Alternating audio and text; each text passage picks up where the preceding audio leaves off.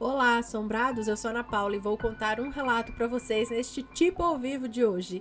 E aí, tudo bem? Eu espero que esteja tudo bem. Já vou pedindo para você deixar o like neste vídeo e não se esqueça da lojaassombrada.com.br. Me desculpe, é que hoje estou de óculos escuro porque estou com resfriado, me pegou. E é muito ruim você ficar olhando pro meu olho assim que tá vermelho, tá lacrimejando. Então eu falei, não, vai dar um mal-estar neles.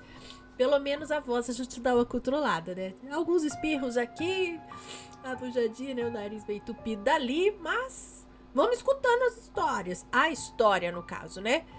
Então vamos lá. Me perdoa a situação, mas o show tem que continuar. The show must go on. Então vamos lá. O relato de hoje parece ser bem intrigante, que é Meu Bebê de Outra Realidade, Visão do Hélios. Vamos ver. Olá, né? Boa noite. Olá, tudo bem? Pra ser sincero, eu nem sei exatamente como fazer isso. Ainda estou um pouco confuso. Acredito que nossa história também te deixou confusa.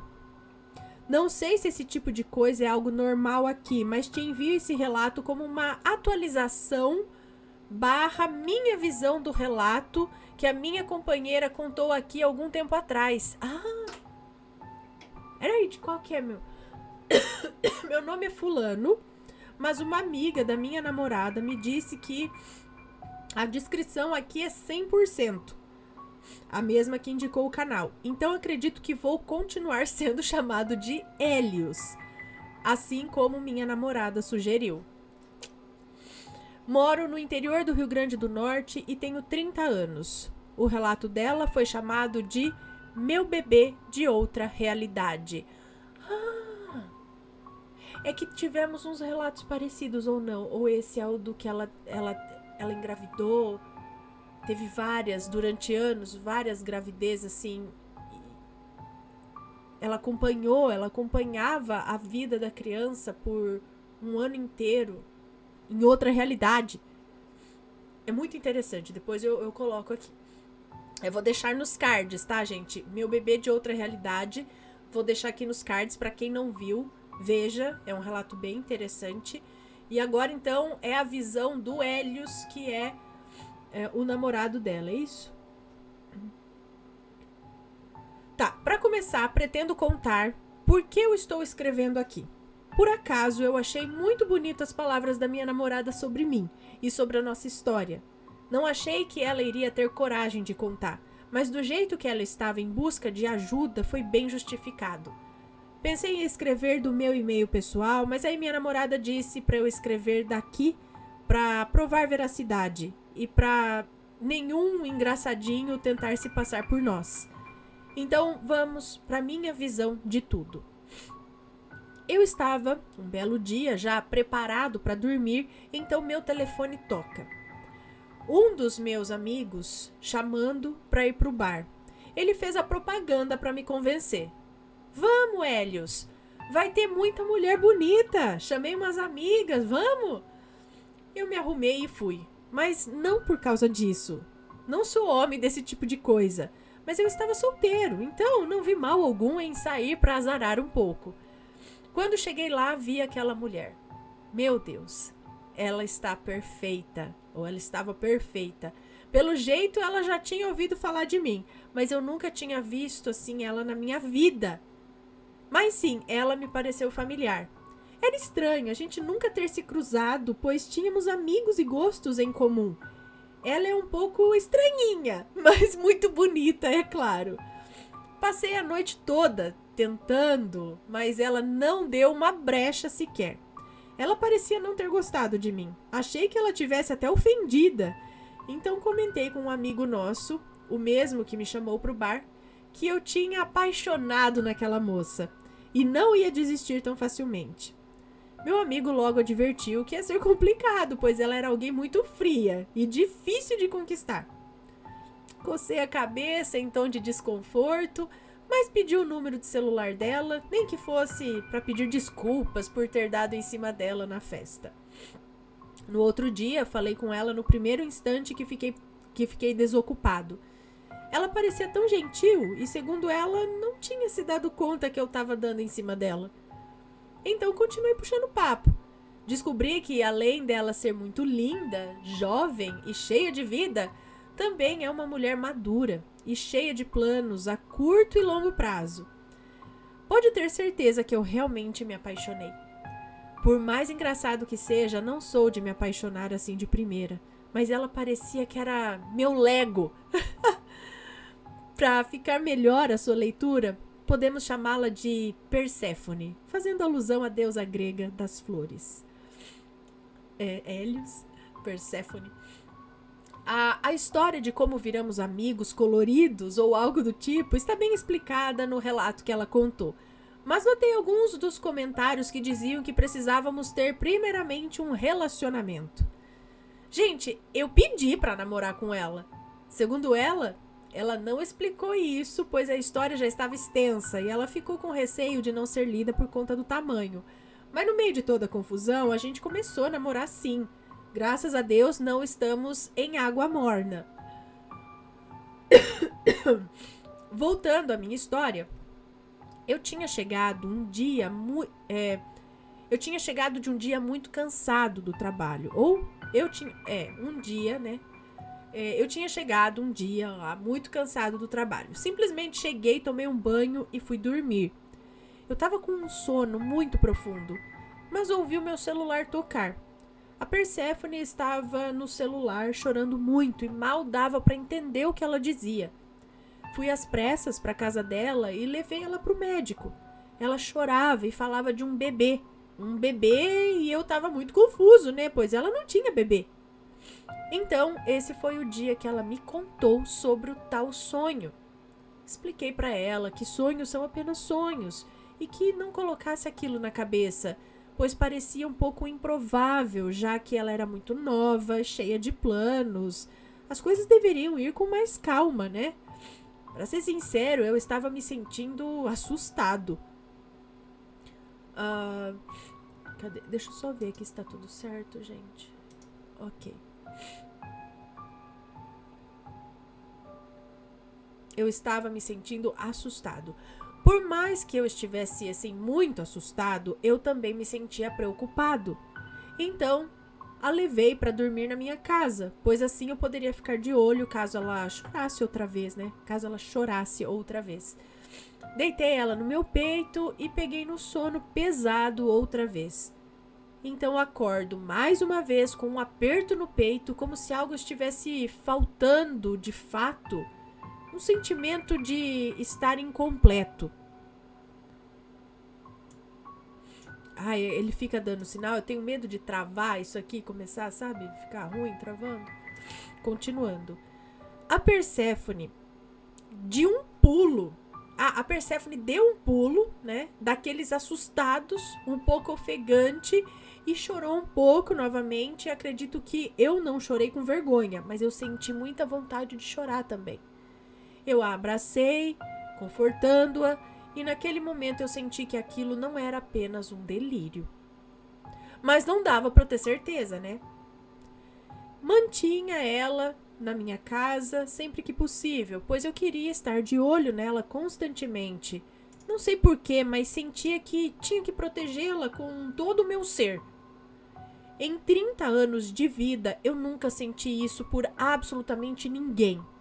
Normalmente, quando eu ficava com uma moça, era ela lá e eu cá. Mas a Perséfone, de alguma forma, era diferente. Era literalmente mais forte do que eu. Um belo dia, ela vem falar toda feliz que estava com a menstruação atrasada. E me apressei para procurar a melhor clínica possível para dar andamento aos exames. Primeiramente, o HCG, né? O beta-HCG, é isso. Foi feito, é claro. Ela fez. Enquanto ela não recebeu o resultado, não tirava o sorriso do rosto. Mas o médico veio logo com um balde de água fria. O médico me chamou em um cantinho e disse que o exame deu negativo e que provavelmente era uma gravidez psicológica. Mas que ele ia fazer uma transvaginal, né, um ultrassom ali, para ver se tinha algo de errado ou não. Estava em perfeito estado, mas não havia bebê algum. O médico estava certo. Fiquei com muito dó dela, mas aquela sensação voltava sempre que possível. Novamente sentia aquela sensação de estar faltando alguma coisa. Dava uma vontade de ir para casa procurar, sabe? Procurar, não sei. Só sei que eu fiquei muito confuso de um jeito que eu nunca tinha ficado antes.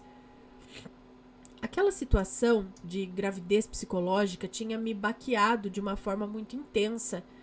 Então sentei com ela e achei melhor nos afastarmos, pois me sentia como se tivesse visto a luz no fim do túnel e quando cheguei lá era apenas uma vela, sabe? Achar que ficamos longe ia nos ajudar foi um engano terrível. Eu ficava constantemente me sentindo vazio.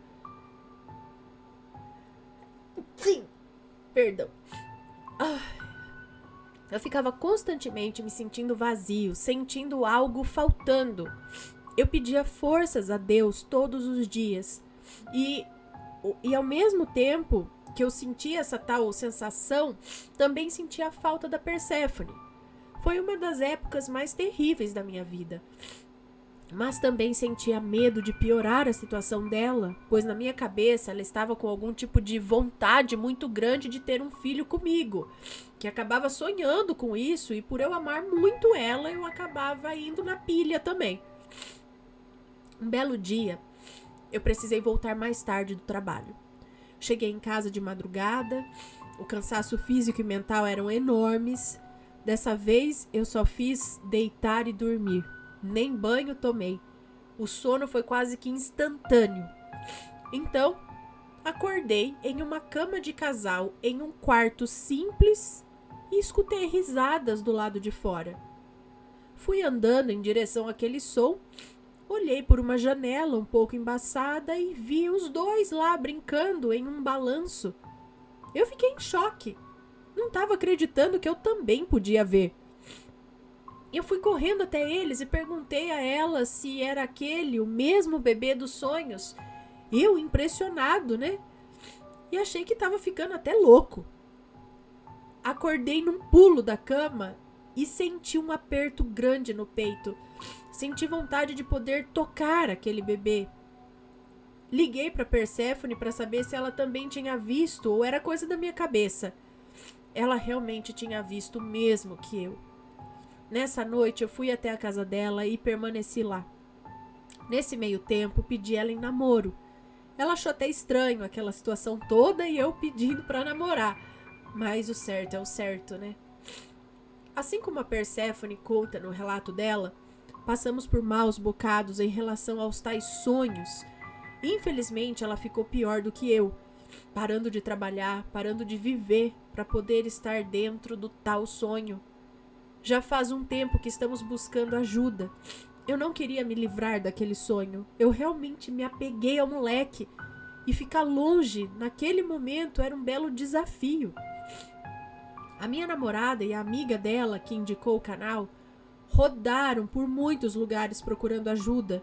Mas então decidi procurar também, pois o estado da Perséfone era algo de dar pena. Ou eu tomava uma atitude ou ela ia morrer. Ela achou lá na capital indicada por um tio dela que mora lá, uma moça que fazia regressão a vidas passadas, né? Peguei o carro e fomos até a casa desse tio dela e ele mostrou direitinho onde era. Fomos e quando chegamos lá, ela conversou bastante antes de fazer a regressão. Nós deitamos em um tipo de carpete no chão. Por mais que eu não estivesse botando fé alguma, fomos visitar vidas passadas. Nossas 3 últimas vidas foram juntos. Pelo jeito, sempre fomos um casal muito feliz, mas não tinha fazenda ou...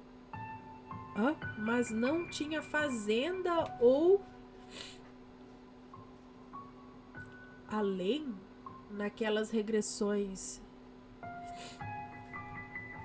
Mas não tinha fazenda ou não sei o que naquelas regressões.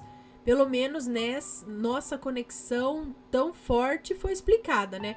Tá, explicou a conexão entre os dois, mas as visões que ela tinha, que eles tinham em relação ao menino, não era o mesmo cenário das vidas passadas, vamos dizer assim. Então, a visão que eles tinham com o menino ainda não era coisa de vida passada. Não explicou isso, mas explicou talvez a conexão que os dois têm. Mesmo assim, não tinha jeito pro sofrimento dela, nem pro meu, pra ser sincero. Estava sofrendo por sentir falta do meu filho e sofrendo por ver o sofrimento da minha namorada, da minha amada. Continuamos em busca na capital, pois teria mais chances de achar algo por ser um lugar maior. Procuramos bastante. Tomei cuidado. Achamos muitos golpistas. Muita gente de má fé. Mas graças a Deus também achamos muitos amigos e pessoas que entenderam e pessoas que estenderam a sua mão e se compadeceram da dor que estávamos sentindo. Ana, eu choro muito nesse momento escrevendo esse relato. Eu me senti por muitas vezes nessa jornada o homem mais inútil do mundo. Às vezes eu saía de perto da Perséfone, ia para um lugar bem isolado e gritava, chorava, batia na minha cabeça, me perguntava o que eu tinha feito de errado. Será que era um castigo? Passamos 5 dias na capital, mas sem sucesso. Abandonei minha casa, meu trabalho. A Perséfone fez o mesmo sem pensar. As pessoas estavam preocupadas, não nos viam, não sabiam notícias. Cheguei a ponto de não atender ligação de ninguém. A única coisa que nos acalmava e nos acalentava era estar no sonho, ao lado do nosso Allen. Allen é o nome do menino que eles deram, que é ao lado do nosso Allen. É por isso que ele falou aqui, que eles fizeram a regressão e viram que nas 3 últimas vidas eles estavam juntos. Pelo jeito, sempre fomos um casal muito feliz. Mas, nessas regressões, essas 3 vidas juntos aí, não tinha nenhuma fazenda e nem o Allen. Ele não aparecia na regressão. Então, não era uma coisa de vida passada. E aí, é isso que ele fala. A única coisa que nos acalmava e nos acalentava era estar no sonho, entre aspas, ao lado do nosso Allen. Viemos embora da capital e chegamos com aquela ressaca de viagem e caímos os dois no sono. Acordei primeiro que ela, dentro do sonho. Parecia estar ainda escuro, mas infelizmente não tinha algum tipo de relógio. Então deixei os dois ali dormindo e saí da casa. E resolvi descobrir o que tinha além daquela fazenda. Peguei uma arma de chumbinho que ficava pendurada lá e saí sem rumo. O lugar era bastante isolado, mas depois de andar um pouco avistei uma casa bem familiar. Mas no momento não me recordava. Então cheguei próximo e bati palmas, e logo sai um rapaz que me chama pelo nome e diz: "Entra, Hélios, vamos tomar um cafezinho." Eu nunca tinha visto o cara na minha vida, mas qualquer coisa eu estava com a minha arma de chumbinho, né? Chumbinho. Melhor do que nada, talvez. Entrei, tomamos café, ele perguntou pela minha Perséfone e pelo Allen. Eu disse que nos últimos meses nós andamos sumidos, disse que eu estava um pouco estranho, perguntou o motivo da arma de chumbinho e eu disse que tinha saído para caçar. Boa desculpa essa minha, né? O sol já estava nascendo, então voltei para minha casa e contei a Perséfone e a confusão mental só aumentou. Depois que acordamos, dessa vez nessa vida aqui, decidimos ir visitar a minha vozinha, pois aqui no interior os idosos entendem bastante desse tipo de coisa. Aqui nós respeitamos eles e os escutamos. Obviamente eles viveram o bastante, né? E já viram muita coisa nessa vida. Então não era uma má ideia. Minha vozinha morava em um lugar bem isolado. Não sei como chamam exatamente. Algo como distrito, comunidade, enfim, uma casa muito distante da outra, né? E muito mato. Chegamos lá na vozinha e contamos para ela o que estava acontecendo. A Perséfone chorou muito, contando tudo para a minha vozinha. Mas infelizmente a vozinha não tinha ideia do que estava acontecendo. Aquela medida da situação, ou aquela altura da situação, o caso parecia impossível. A vozinha não sabia o que estava se passando, mas ela tinha uma notícia que ia mudar completamente o rumo da história. Acredito que muita gente que assiste esse canal sabe que os idosos sabem ver além do que os nossos olhos são capazes de enxergar. A minha vozinha olhou nos olhos da minha amada e disse: minha filha, eu não sei o porquê de você estar tendo esse tipo de sonho junto com meu neto. Mas de uma coisa eu sei. Você não sabe, mas você não anda sozinha. Dessa vez não anda sozinha de verdade. Bom, por mais que as palavras da vozinha fossem esperançosas, a Perséfone não colocou muita fé, pois já tinha se iludido com uma gravidez psicológica, né? Não queria se iludir novamente. Passamos a noite na casa da vozinha e de manhã fomos para casa. Depois disso, os sonhos simplesmente pararam. No começo, a gente ficava preocupado, mas a sensação foi passando. Fazendo as contas, entendemos o porquê os nossos sonhos pararam. Nossos amigos e familiares não sabem, menos a vozinha. A vozinha sabia primeiro que todo mundo, mas dessa vez ela estava grávida de verdade. Quando chegamos da casa da vozinha, precisei insistir para essa mulher, difícil, uma mulherzinha cabeça dura, insistir para ela fazer um exame simples de farmácia.